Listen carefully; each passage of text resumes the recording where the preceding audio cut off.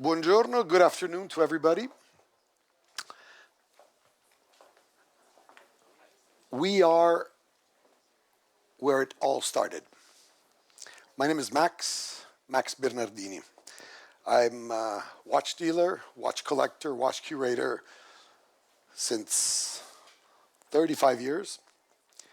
And the Friends of Italian Watch Spotter invited me here as a living witness of how all this has evolved in these 35 years, because there is a unicity in the city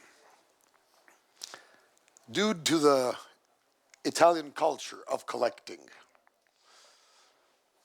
Today we are a lot of professionals, a lot of collectors. We all have in common passion for these micromechanic miracles that we wear on our wrist. But it wasn't always like this, you know. Owning more than one watch was not common.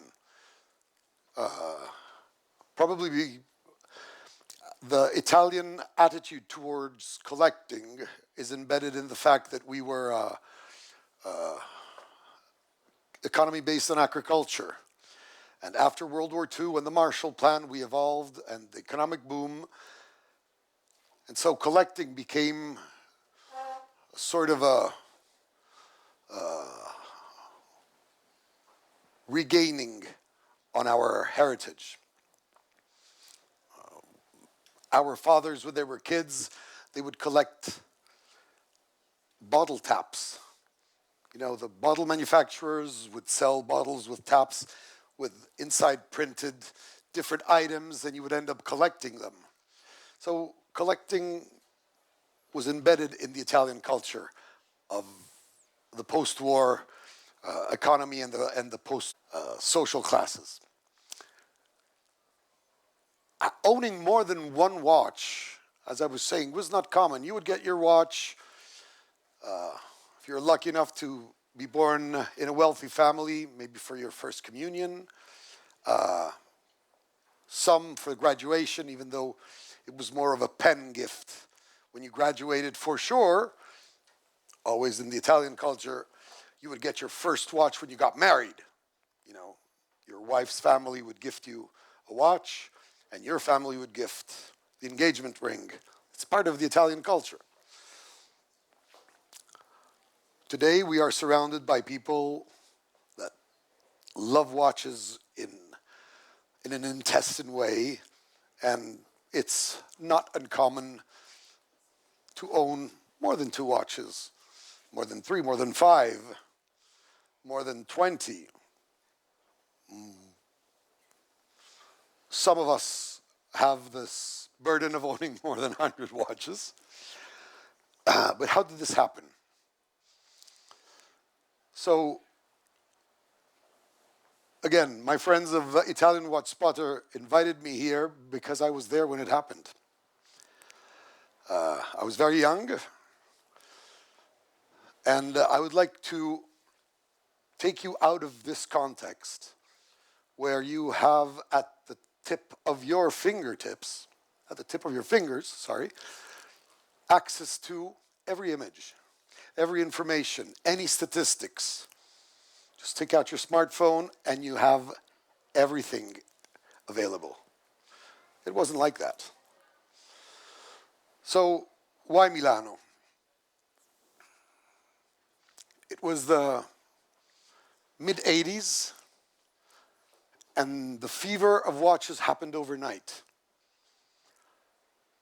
Italy was in a very unique state. So this chat, this talk that is more of sharing my personal experience and guide you through the whole evolution of what the market is today. Today it's a global, international market. We can communicate with our friends on the other side of the world, sharing our watch with such precise details of the dial, of the case, excuse me. But again, it wasn't always like this. So, mid-'80s. It's a pre-internet story. Internet was not even a fluid concept. Mid-'80s, and it exploded in the '90s. Overnight, the Italians were the ones wearing weird watches, old watches. I remember once somebody say, "You guys wear these vintage watches, but can't you buy a new watch? Do they even work? I mean, don't you have money to buy a new watch?" And the more this attitude was going on, the more the Italians were crazy about who knows what a bubble back is. In Italian, we call it ovetto. The first automatic Oyster Perpetual Rolex, a watch that today is not as popular as it was, but back in the day, it was the piece to have. So this is Milan, back in those days. Personally, I grew up around the world. I am Italian of birth, proud Italian of birth. I grew up first years of my life behind the Iron Curtain in a country that doesn't exist anymore, in Yugoslavia. Before then, I grew up in Africa for 6 years, Black Africa, Nigeria and Liberia. Last time we left Nigeria, I remember I was 5, seeing a tank in our garden. It was those years. Then I lived in South America. I've traveled the world and finally arrived in Italy, not in Milan. But I arrived in Italy when I was 14. So for me, everything was new. And after my high school, I came to Milan, and it was 1987. And it was the Milano da bere. Italy was 4th world economy. We were extremely successful. We were trendsetters. We were showing the world that you could dress up. Armani, Versace, Gianfranco Ferré. The first advertisements, this was Piazza Duomo. You know, it was a market. And then the private televisions with Berlusconi, advertisement world. This friend of mine here had an advertisement production company back in the 90s. And the culture of enjoying socially and sharing common passions. That's Camparino. And then the models. Oh my God, the models. You know, in Italy, the whole model dating started. You know nothing about it, right? You know, and it spread around the world. You know, the only antagonist of that kind of nightlife was the Studio 54 in New York. Across this square where everybody entered this beautiful terrace, there was the Nepenta. Sylvester Stallone, you name it, all the most beautiful women in the world, and there was a Milan that lived around there. And we started wearing clothes, having attitudes, and wearing watches nobody else was wearing, creating a trend. Now, which is the most famous watch? Collector's watch, just very simple. We all agree it's the Daytona. Everybody knows the Daytona, right? Interesting enough, in 1986, this was the first website. This book, I Signori del Tempo, was published in, I think, the end of 1985, was the only information we had about watches. Talking vintage watches, which was collecting. Collecting watches was the evolution of collecting crystal balls. It was a big deal in Italy. Collecting stamps, collecting coins. Everybody collected something. But collecting watches was sort of the if you know, you know.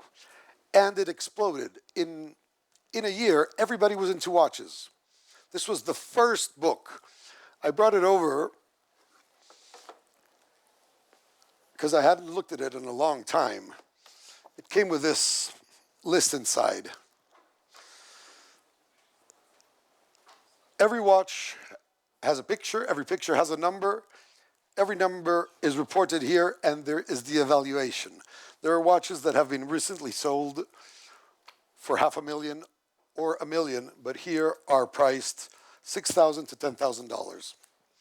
This is just to, again, drag you back in time where knowledge was starting. The interest on watches was contagious. All of a sudden, you're at an aperitivo, and you didn't know what an Ovetto was or a Daytona was. You were out of the group.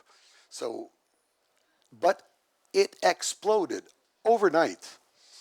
So between 1985 and 1990s, just to give you a perspective, manual winding Daytona, and at the time it was only manual winding because the first automatic Daytona appears in 1987, was worth, the first ones I recall, 450, 500 US dollars.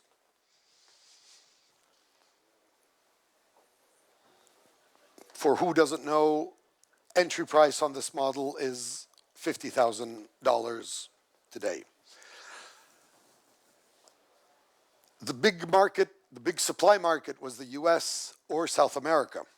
So I insist on the Daytona, not because I'm a big fan of Daytona. Whoever knows me as a curator, they know it's not my favorite watch. But it's a sign of the time. So we are going to use Daytona as a measuring unit, okay? In the early 90s, a Daytona was worth 3 million liras, approximately. Now, I'm sure there are a lot of watch geeks and nerds in here, and everybody knows that Daytona is a big word. This is a reference 6265, but not one Daytona is similar to the other. There are infinite variants, infinite rarities. Some of you must have heard about the Paul Newman. Well, Paul Newman is not a watch. Paul Newman is a dial, which would be mounted on these Daytona cases. The difference between a Paul Newman and the regular Daytona was a couple of $100s. I remember someone saying, yeah, you got to pay this more in America because it has a funky dial. Today, the ratio between the value of a regular Daytona and a Paul Newman Daytona is 1 to 3 minimum. 50,000, 150,000. Back in the days, I remember buying shoe boxes filled with Daytonas. And there was no big difference if it was a reference, 6263, 6265, 6240. It was just a huge chaos. Funny enough, anybody that would fly to the United States would come back with two things: a Daytona and Timberland shoes.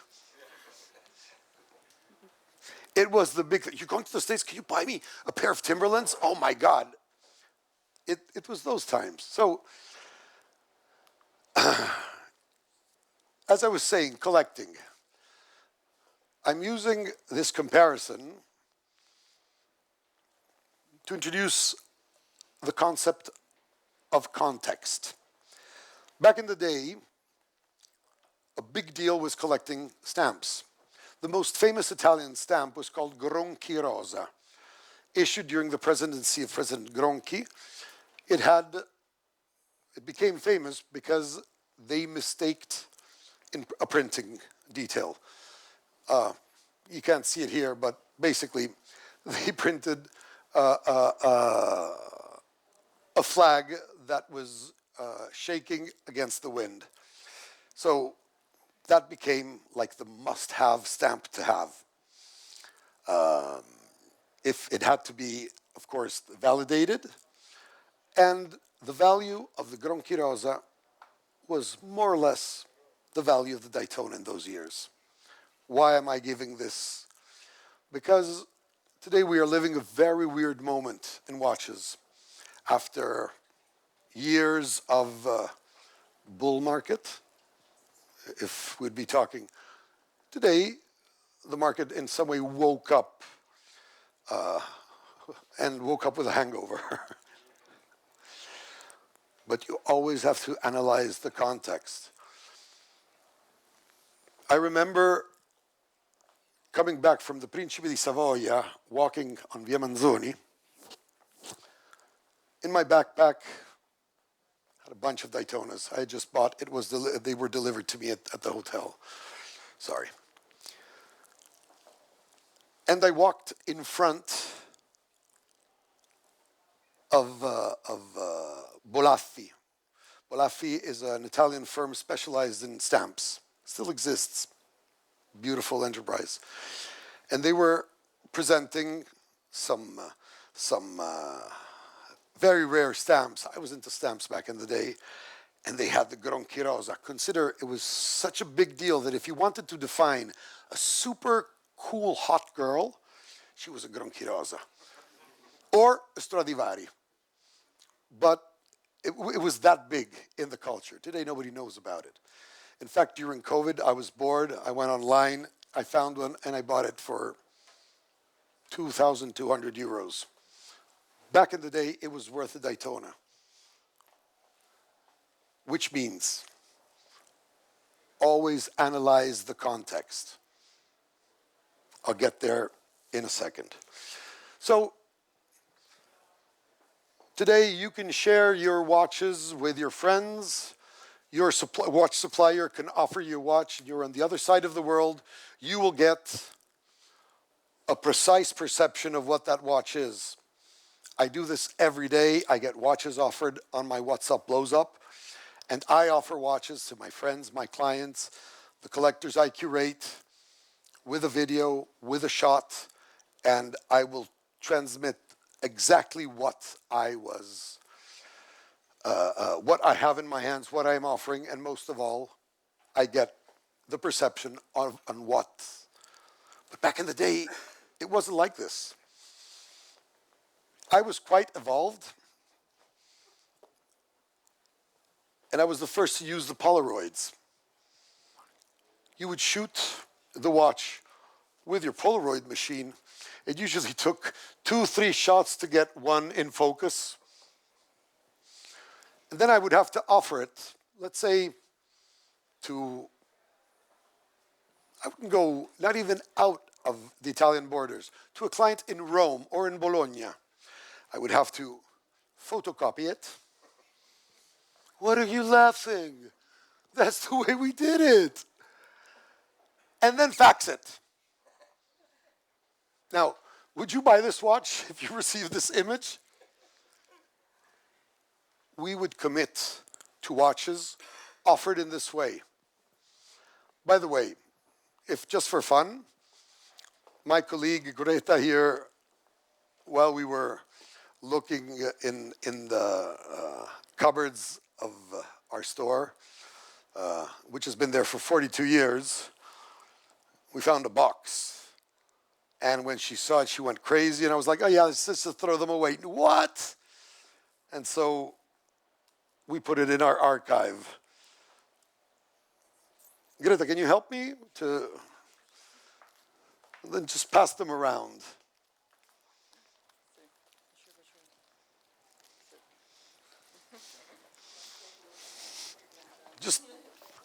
Just pass them all around. Just divide them in groups and pass them around because. So you would have to commit to a watch like this or offer a watch with this image. So this was the business model. It worked. We all worked. Funny enough, a watch could be more expensive in Rome. Actually, no. It would be more expensive in Milan than in Rome. The guys from Rome would jump on the train, come to Milan and sell here because we would pay that extra 5%, 10%. Just for fun, just also to test a little bit the knowledge and also to brag a little bit on my career. This is a Gilbert Albert asymmetrical watch. Paid it 15 million liras. 15 million sounds like a lot. It's 7,500 euros. Sold it for 20. This watch today is worth anywhere between 120 and 200 grand. When I say grand, I mean euro, dollar, just wherever you're more comfortable. Split second Patek Philippe Breguet numbers with Salmon dial. I still know where this gentleman is. Paid 120, sold for 140 today, which is 60, cost 70,000 euros sale. This 6062 star dial, mint condition. Today there is the culture of quality. Back in the day, a refinished dial, which today is like, it would be a little cheaper. Paid 30 million liras, sold for 38. It's all here. 15,000 euros. This watch today would sell for, in this quality, close to €1 million. Let's see if there's someone here that has a little bit of knowledge. What reference is this? This is a manual winding Daytona in gold, but it's a very specific reference. Only 32 pieces were made. This is a 6269. Diamond pavé, uber rare watch. This, back in the day, it was already very expensive. 70 million liras, 35,000 euros. This was a good sale. I remember I sold it for around 100 million liras, 50,000 euros. The watch today is worth between 2 and 3 million euros.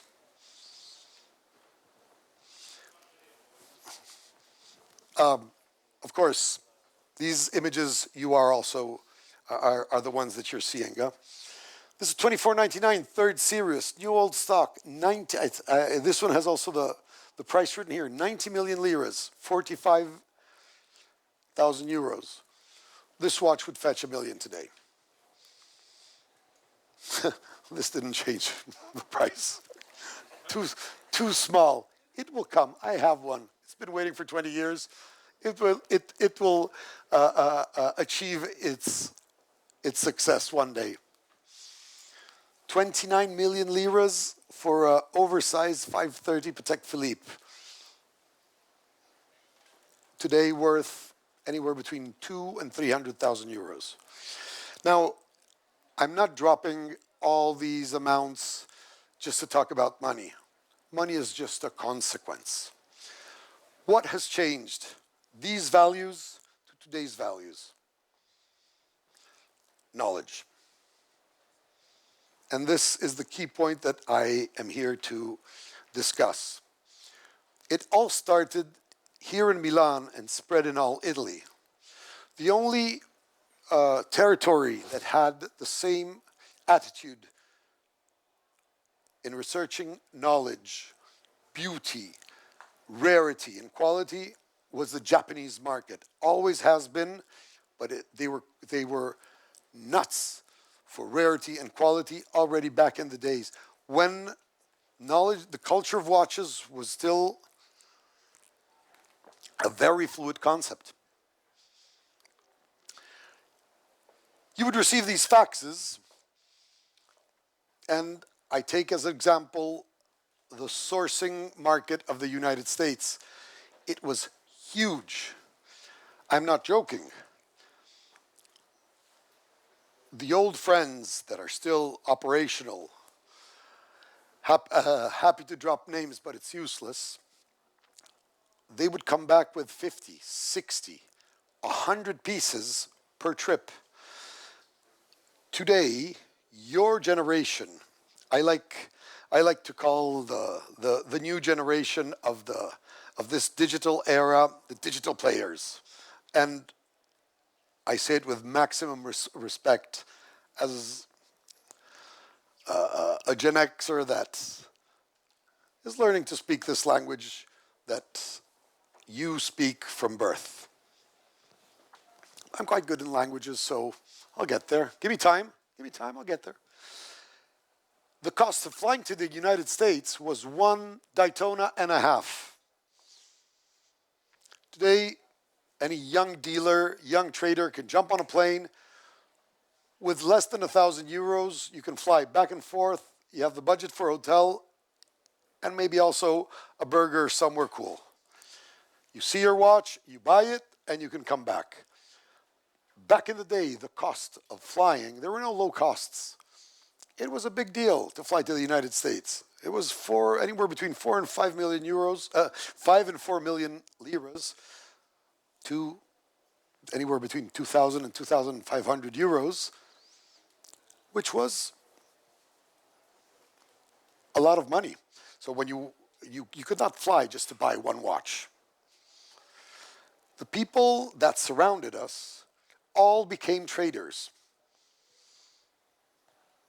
Anybody that had something to do in the United States or anything, any business in South America, they would fly and come back with watches.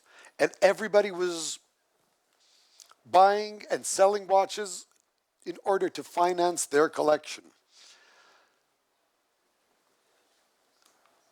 2001, this happened. It multiplied the public. There are two very, very important concepts when we talk about collecting.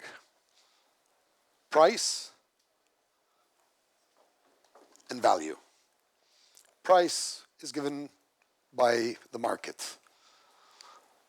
Today, this really cool event that I'm sure is the first edition of many more brought here all the great manufacturers. The big brands that set a trend, the independents that go back to basics, back to hand finishing. You open this huge arena of discussion, of taste. What is key is knowledge. Today we would consider this a moment of crisis. Does that sound unpopular to say? I mean, anybody can open a newspaper and it screams crisis from every perspective. Personally, I went through 3 huge international crises. 1991, first Gulf War. Any world of collecting stopped. Jewelry, paintings, for vintage cars, watches. From the day the conflict started, the next day everything was paralyzed. Everything, the perception that everybody had was that whatever you took for granted was melting in your hands. In that period, that's where I started to make money. I believed so much in watches that who owned them in this exact period just wanted to get rid of them.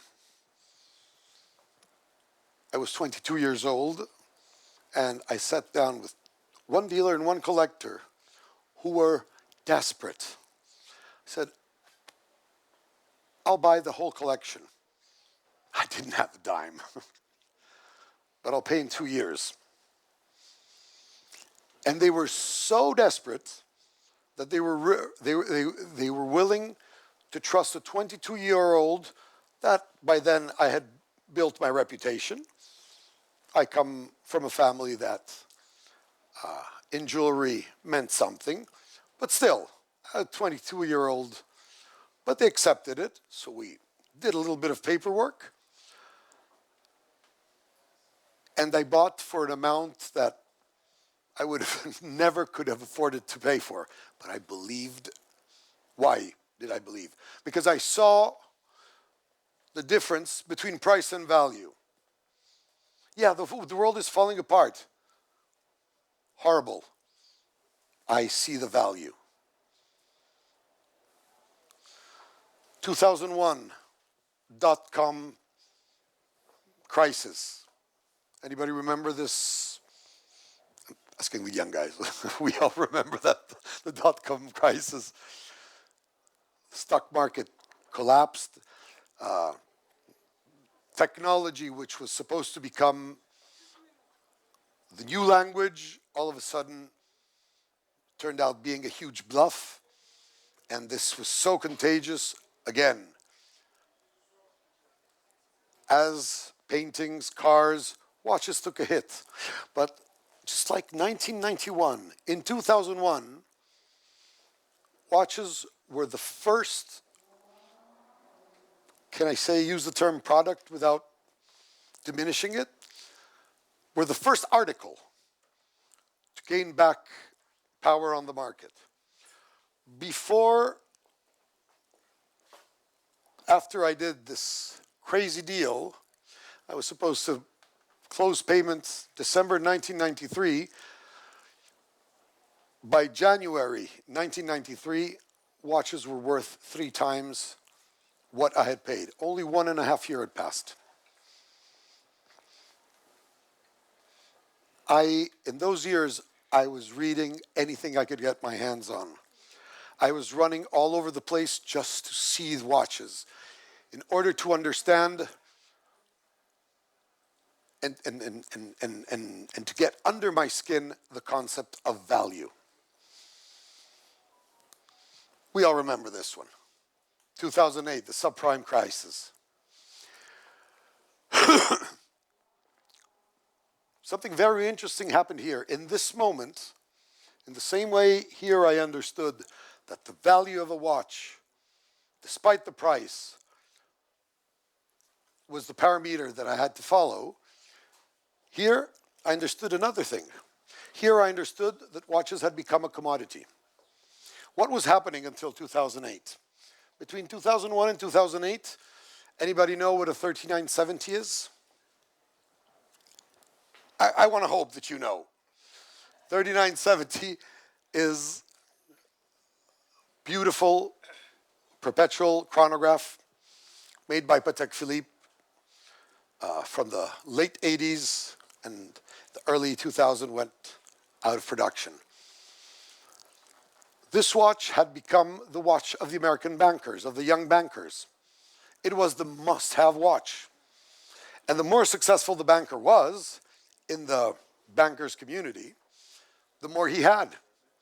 There were young bankers that had 10, 12, 20 of them. In our world in Italy, it was not that successful, but it was used as a mean of money transfer. Between 2004 and 2007, whoever went to the United States to buy watches, to avoid the complication of,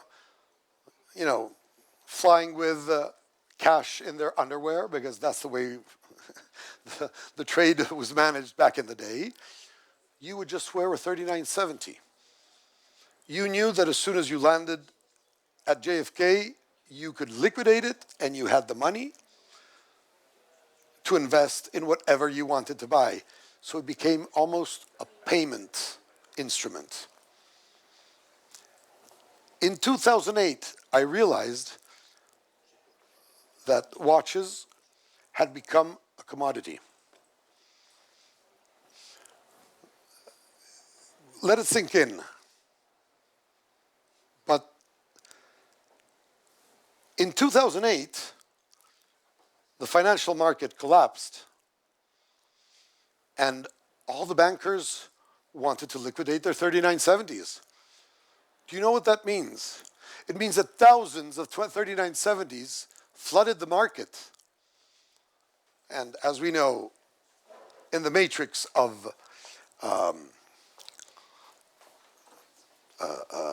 supply and demand, that drops and kills the price. That's when we went and bought them back. Again, the value, the perception of the price is accidental. The value stays. Until in 2014, in this, let's say, allow me to use a term, bubble on the second-hand watches, I remember a beautiful, but quite common, Nautilus with moon faces, the 5712, sold at auction for more than $200,000. A watch that was retailed, help me, around 40 back in the day, more or less. Sold for, and in that same period, 3970s were still recovering from the crash of 2008. And the ratio between a Nautilus, which is a semi-complicated watch, was worth 2.5 times a 3970, which is a perpetual calendar with chronograph that will never happen again because it's been out of production for 30 years. And the market couldn't see it. As a curator, I advised all my customers, sell now your Nautiluses and buy all these 3970s. Look at the value. But the price, but everybody will, I'm the coolest at the parties because I have this, and I bought it from the AD.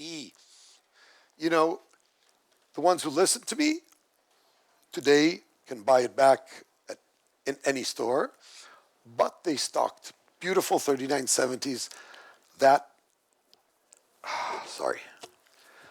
that held the value. What happens today?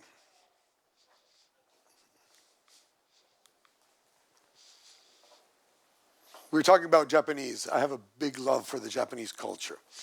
These two ideograms represent the concept of crisis. The first one represents dangerous, and the second, opportunity. So they will translate crisis with these two words, dangerous, opportunity. This is my message to you guys who have the responsibility to finish what we started, to transmit the passion in watchmaking, the privilege of owning something that will never happen again. Today, yes, it's tough times for manufacturers, for independents, for traders, for collectors, for auction houses. It's a delicate moment. But it's a dangerous opportunity. Be bold. Never lose track of the context. Sometimes we make poor choices because we're focused on what we have on our wrist and the problem that it's losing value. Always analyze the context and always keep in mind the value. There are 5 rules to be a collector. If you follow these 5 rules, not stated by me, to be clear, if you follow these 5 rules, there's a good chance that you will succeed as a collector. First rule, buy what you like. So, create your taste. The more you see, the more you know. The more you know, the more you can choose. Second rule, never follow trends. I think that with this last second-hand watch bubble, a lot of us learned the lesson. following a trend is not always a safe move. But do your homework, study, and choose what you think is right. Third rule, don't buy the watch, buy the seller. Choose a retailer that you're comfortable with, that has taken the time, has invested time in educating you, that has wide shoulders enough to support you and to support also maybe some mistake that he has done. The right auction house. I was downstairs before, and first of all, I saw all these young boys and girls, so passionate, and all the representatives of the brands, of the independents, were there and were pouring their knowledge on the table. It's a unique opportunity. Take it. And it takes us to the fourth point. Never waste the opportunity to learn. Previews of auctions, these kind of gatherings, sitting down with fellow collectors and exchanging ideas, avoiding mistakes that they have made, sharing your mistakes so that they can avoid them. And last but not least, never compromise on quality and on rarity. No matter if we were talking about a vintage watch, contemporary watch, neo-vintage, modern, antique, pocket watch, whatever is your poison of choice. I call them wrist poison. You know, stick to what you have, learn, study, share. The job that Italian Watch Spotter does in spreading information, trends, in such a transversal way. You know, the fact that they gave me a space, this old bum here that is part of the system, is part of the industry, but I also represent all the collectors and whoever has dedicated time, energy, and of course money to our passion. You guys today have tools that we, with our Polaroids, photocopies, and faxes, would only dream of. Don't misuse it. Use it properly. And this crisis will become an incredible opportunity, both to make a name for yourself and also to get a good financial return. Now, I put together, thank you very much. I hope I managed to bring you back and to give you a sense on how this whole world started, you know. So if you have any questions, I'm here. Why the 3970 became a commodity like watch? Why that specific reference? Yes. First of all, it's a beautiful watch. It's a watch that you don't need to be too sophisticated to fall in love with. You know, it's like a beautiful woman that, wow. And then the more you talk to her and the more you know her, she's not only beautiful, she's intriguing, smart, speaks languages, knows the world, teaches you new things. That's 3970. You know, the first time you see a 3970, you say, wow, anybody. You know, it's a powerful watch. And then you wear it and you fall in love with it. For me, it's the last, let's say, complicated Patek that speaks my language. I love everything that they do. I marked myself like a cow with a cross of Calatrava, so I think I'm quite biased. But the 3970 it's a must-have. It's an important watch, so I cannot say everybody should have it, because it would not be correct, but being able to afford it, wow. My favorite is in pink gold. I think the pink blend that was used for in that specific period has such an incredible texture and shine but that's just me. What is the 3970 of the future? I have to confess one thing. I have had the privilege to be invited to be part of the jury of the next Grand Prix d'Orologi in Geneva. And I feel like a kid that is going to the grown-ups party for the first time.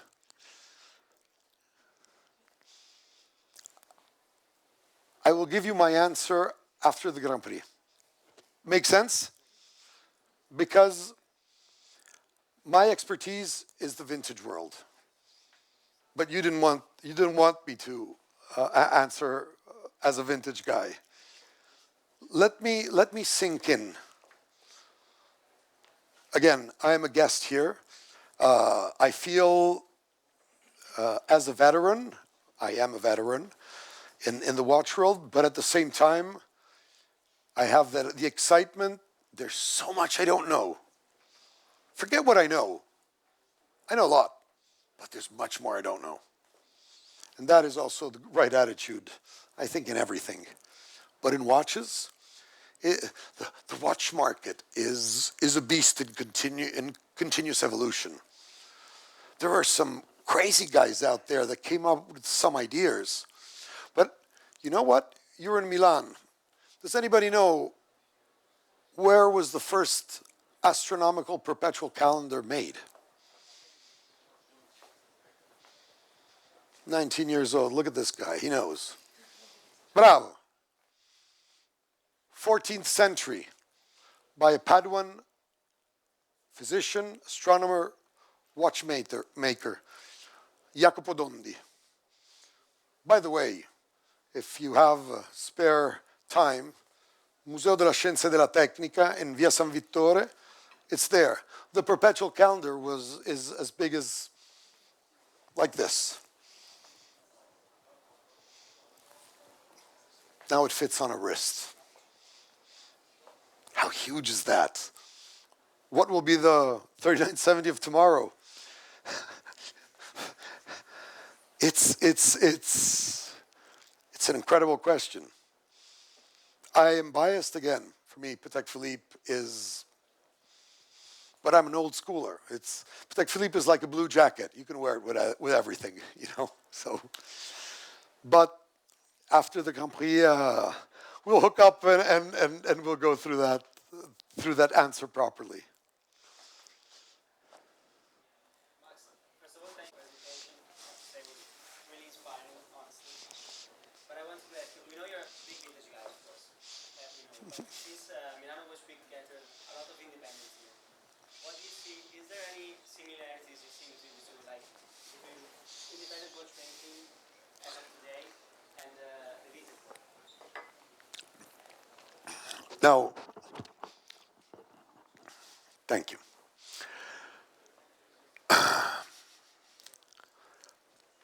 Big quartz crisis. Everybody knows a little bit of history of horology. You know, the 70s, the Swiss industry was collapsing under this new technology of quartzes. More precise, much cheaper. End of 80s, beginning of 90s, all the big manufacturers swifted from a hand finishing to the so-called CNC, computerized numerical control, which but it's just me, took away a little bit of poetry. I still recognize when I look at vintage movement, I see the hand of the master watchmaker that would finish and would give that. I saw and I felt that a lot of watchmakers became basically coders.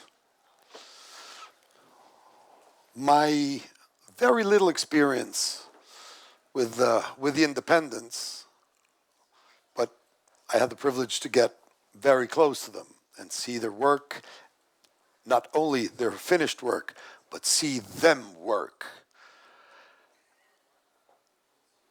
The similarity is it's back to basics. Technology is of huge help, but I very much fell in love with Drebček because I was in his atelier with my restorer, so they were speaking, the watchmaker lingo, and I felt I was teletransported back to the beginning of the century. I just had an experience. I was introduced by my team to ChatGPT. This guy here says, Max, have you seen Chat? Oh, come on, give me a break. You already put me on social media. I've been coerced to show my face out there. Yeah, but ChatGPT, artificial intelligence. So he managed to convince me, sits me in front of the computer. As a vintage guy, I have one record. I am considered world expert on one reference. Who knows, but which is the grandfather of the 3970, is the 1518. I did more 1518s than anybody else, and I'm just stupidly in love with this. I don't think my wife is jealous of anything except the 1518s. I dedicate a little bit too much attention to them. He sits me there and he says, let's ask ChatGPT how to sell a 1518. I thought that was a cool question so I could get him off my back. This, only I can do it because I'm the man, I'm Max Bernardini.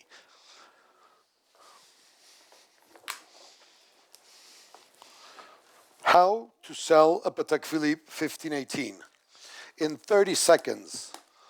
Motherfucker. You have two angles. An asset allocation angle, and these are the statistics of the past 20 years of valuation of the 1518. That's my stuff. Precise as hell. Or you can give it the emotional angle. It's 1 out of 281, and make sure the client puts it on his wrist, because once it's on his... It took me 30 years to learn this and this. So, what is the future? Technology, for sure, is a scary word for me. But I'm also excited to see what could happen. I'm sure I'm much better than AI. I want to see the computer convince a gentleman to buy a €1 million watch. But theoretically, I was speechless. So I think still watchmaking, maybe because it's this illusion, it recreates the illusion in all of us to in some way control time, which is the only thing we cannot control.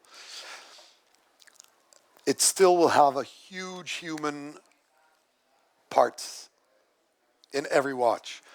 I think that if you love watches enough and you know about watches enough, you will feel the human hand on your wrist opposed to technology. That is my a little complicated but honest answer.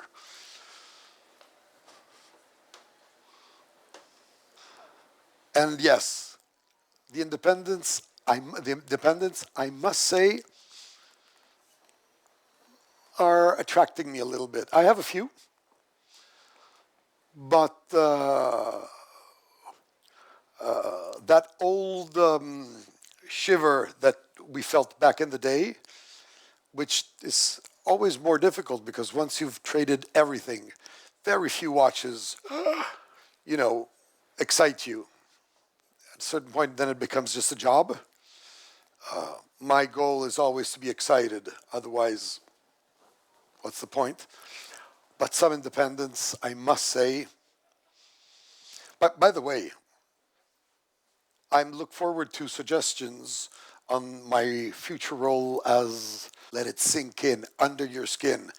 The money, it will happen eventually. Profit is always a consequence of something well studied, well managed, and well performed. This is my personal experience.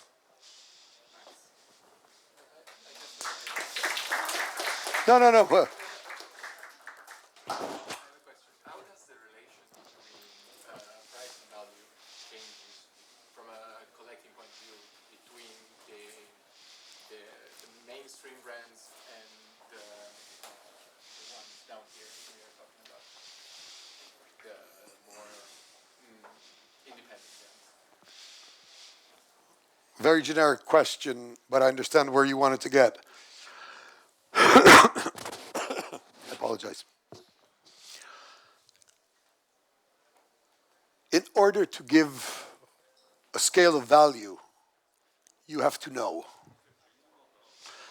Mainstream brands have, this is just my personal opinion, consider I know nothing about contemporary market. So my presence here is as witness of what brought us here. But my personal opinion on what you just asked is that the major brands have a history in advertising what they do. They have the financial power to advertise. Today, with social media, which makes advertisement and communication much more affordable, the independent brands can communicate what they do and how they do it much more. Value is a consequence of knowledge. We look at the same watch, me and you. Probably for you it has a value different from mine. Probably we use a scale of value which is different due to our age, due to our experiences. Pricing, supply and demand. Of course, in a case of a contemporary production, they have to deal with production costs and just to start from there, and then you have to add a whole other list of costs. But again, it's how, I will answer to your question with another question. How well do you know what you are evaluating? Right? So value is very subjective. Price is objective. Trust your feel. The time will give you satisfaction, give you reason, and you'll know if you were right. But if you feel it in your guts, you can't go wrong. It's just a matter of time. Again, that's why we're talking about watches. That is our commodity, time. Made sense? Thank you. All shy? But I think we have closed the circle. Now you know how we got here. Thank you very much.